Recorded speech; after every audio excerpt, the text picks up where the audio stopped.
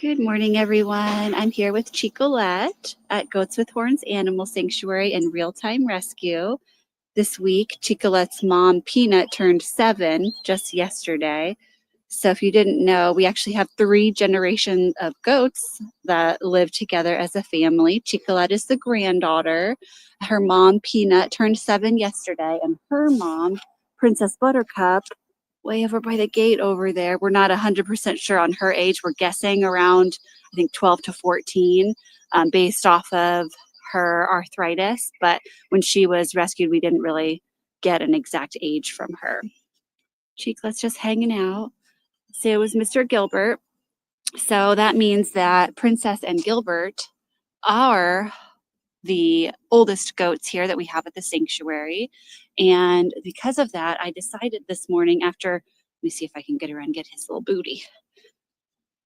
There we go. I watched another sanctuary that lives in a colder climate that what they do sometimes in the morning is they bring their resident goats some heated water and they drink it almost, like a tea. It kind of like warms them up and they love it.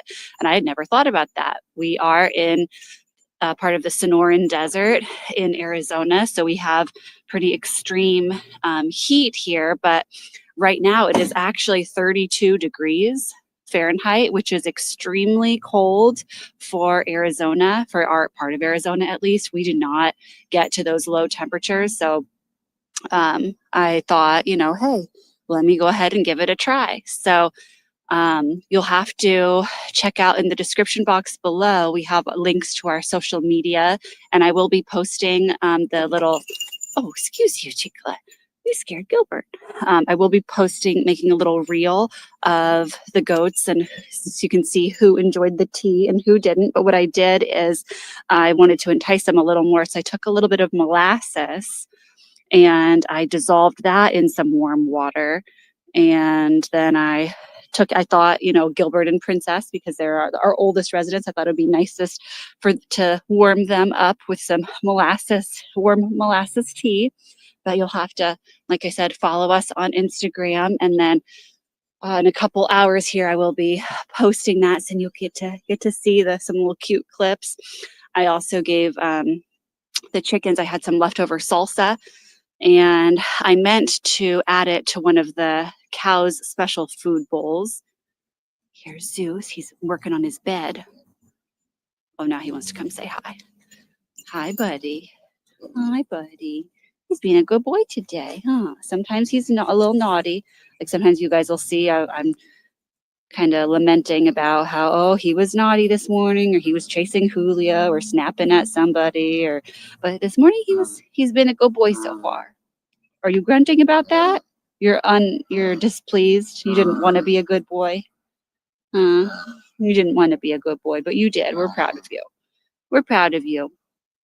What was I saying? Oh yeah, so I had some leftover salsa, and I meant to put it in with the cow's feed bowls, and I forgot. So I decided to just set it down over on the bird side, on the other side of this fence, and see if any of the hens or turkeys would enjoy some salsa, and some did. It's a mild salsa, but in case you didn't know, it wouldn't have even mattered if it was a spicy salsa, because birds actually, they don't have those spice heat receptors. So even if it was a spicy jalapeno or even habanero salsa, it wouldn't have hurt them or, bothered them. So this is Miss Princess Buttercup, who I was just talking about, probably our oldest goat here, definitely our oldest female. As I mentioned a moment ago, we're not 100% sure if her or Gilbert is older, since we don't know her birth date. We kind of estimated, we thought that she was closer to 10, but based off of the progression of her arthritis, the vet actually estimated that she was older than that. So she's a good girl, huh? You're a little princess girl. Princess Buttercup, the grandma of the other goats that I was talking about. What a good girl. You can see we don't have much left of this Christmas tree, but Just a little bark. You can see they kind of are even stripping the bark off. The city of Gilbert donated 15 Christmas trees to us. I'm going to try to massage her leg. That's where her arthritis really gets. The city of Gilbert donated a bunch of trees, and how some places have a Christmas tree recycling program. So maybe, you set your Christmas tree out on the curb at a certain day or time, and then the city will just come pick it up and they, disperse it to different places so it doesn't just go sit in the landfill. And we're very grateful. I think last year, I believe we may have gotten about 10, but this year we got 15 Christmas trees. So that was really great, a really special and fun treat for them. They love it. It makes their breath so minty fresh. It's good for their digestion, all that stuff. And if you are interested in watching them enjoy an actual Christmas tree, Karen, our other live streamer on here, do I need to keep going? Okay. She actually recorded feeding a couple Christmas trees to everybody. It's on our year in review live stream. We posted that on New Year's Day on the 1st of January this year. And it's a long one. I think it's about an hour and a half long. So if you want to just get caught up on everything that happened in the last year here, you could, play it in the background while you're cooking or doing housework or something like that. But towards the very end is when Mark and Johnny, I believe, toss a couple of Christmas trees over this fence and see how wild everybody gets for them. Hi, Esperanza. Hi, pretty girl. Hi, pretty girl. I'm going to see next week if maybe she would like some of that tea. She's not super old girl, but she's very special. I feel like everybody might want a little warm beverage on a cold day. As I mentioned, it is 32 degrees Fahrenheit right now, and that is extremely cold for us. We've been in a freeze warning, a freeze watch, and it's just, I know compared to other parts of the world or even, this country, 32 is not even cold for winter temperatures. But for here, it's definitely cold, especially we have such a huge swing in temperature because we are so close to the equator. The sun is just extra strong here. So even though, as I mentioned, it's in the 30s right now, it's going to be probably up to 60, into the 60s, even the low 70s by the time, the sun comes all the way out. Hello, Thomas.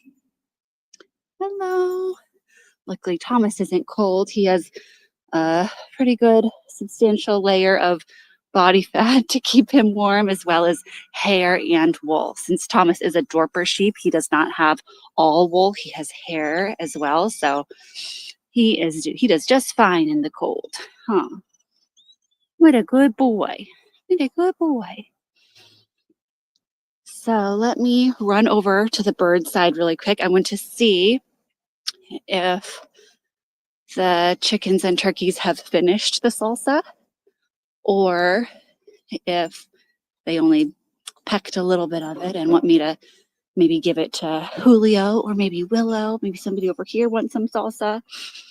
If you are just tuning in, I was talking about how earlier today I decided to try to offer a couple of our residents some warm molasses tea to warm them up. And then I also had forgotten to feed some salsa to the cows. And so I set it over here. Oh, looks like there's still quite a bit left. So I guess they're done with the salsa. It's probably because there's a little bit of onion in there. I don't think anybody's really much of a fan of onion. Oh yeah, looks like they picked out some of the onion and left it on the ground. Well, if you can hear that siren, that's one of our owl and hawk deterrents. Actually, just two weekends ago. Or no, I think it was last Saturday, actually. Regardless, I was actually in the middle of explaining to somebody, a newer volunteer, why we weren't able to let the chickens out. We do have the chickens all get locked up in coops overnight. And I was explaining how, it was not quite as light as this out yet. It was still a little dark. And I was explaining that, that's the busiest hunting time for owls, dawn and dusk. So we keep the Chico, do you want some salsa?